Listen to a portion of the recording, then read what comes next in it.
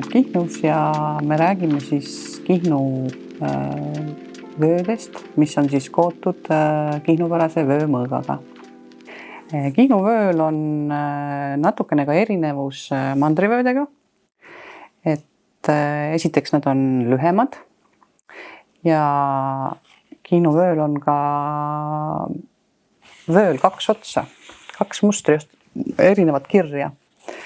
Et alumine kiri on lapiline kiri, mis siis kootakse kuskil pool või natukene rohkem vööd. Ja siis poole vöö pealt tuleb ülemineku kiri, kus siis läheb kiri küüsiliseks. Et need küüned on siin nagu ka näha. Et need peaks siis nagu kaitsma kõige kurja eest. Muidugi see on nagu igal pool, et on vööl siis kaks poolt, pealmine pool ja alumine pool, mis on siis heledam.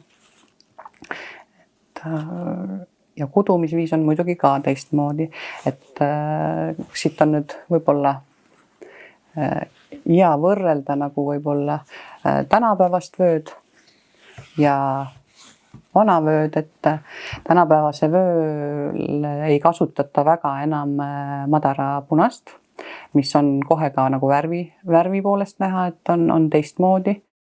Aga tugevus, nagu ta jääb ikka nagu tugev. Et mul on siin ka üks kingituseks saadud vöö, mis on tehtud telgede peal.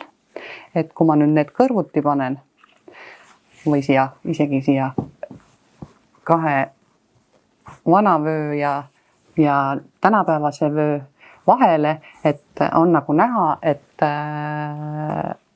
see telgede peal vöö on tehtud muidugi väga hästi, aga ta on hoopis teistsugune, kui on nagu ümber keha vöömõõgaga kududes. Mina teen ainult mõõgavööd, et olen ise teinud, olen õpetanud,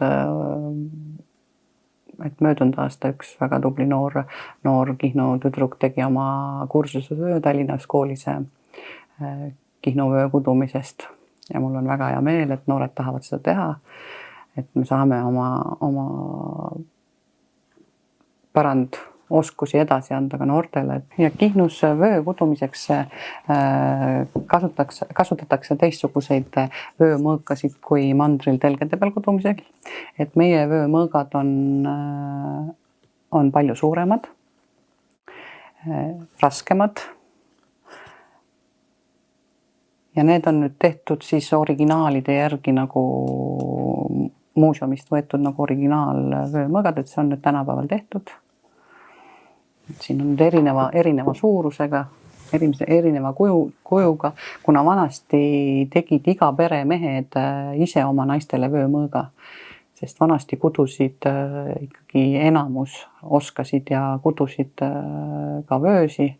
Et tänapäeval on natuke see asi muutunud, et telgede peal koovad oma kihnukõrdid küll kõik perenaised ise, aga vöösi kahjuks enam kõik ise ei tee.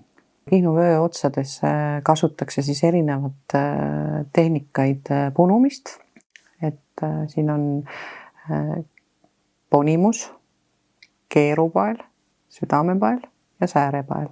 Et need muidugi ei pea olema igal vööl nagu ühesugused, need ongi erinevad. Et siin on kasutatud näiteks ka punupaela, aga säärepaela osa on nagu ikkagi kõigis vööotstes.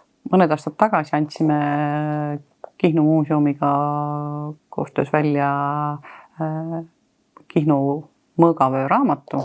Siin on vöömõõgad, materjalid, kuidas üles luua vööd. Ja kõik need õpetused on järjest siin nagu piltidena kirjeldustega nagu kirja pandud ja siis enamus raamatust on siis ikkagi ka Kihnu vöö kirjad või mustrid. Et selle järgi on võimalik ka algajal nagu Kihnu vööd kududa. Ma arvan, et see on üks väga oluline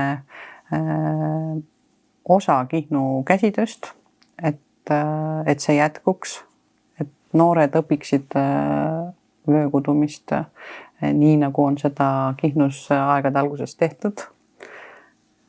Et säiliks see pärand, mis on nagu meile õpetanud meie emad, vanaemad ja nii juba põlvest põlve.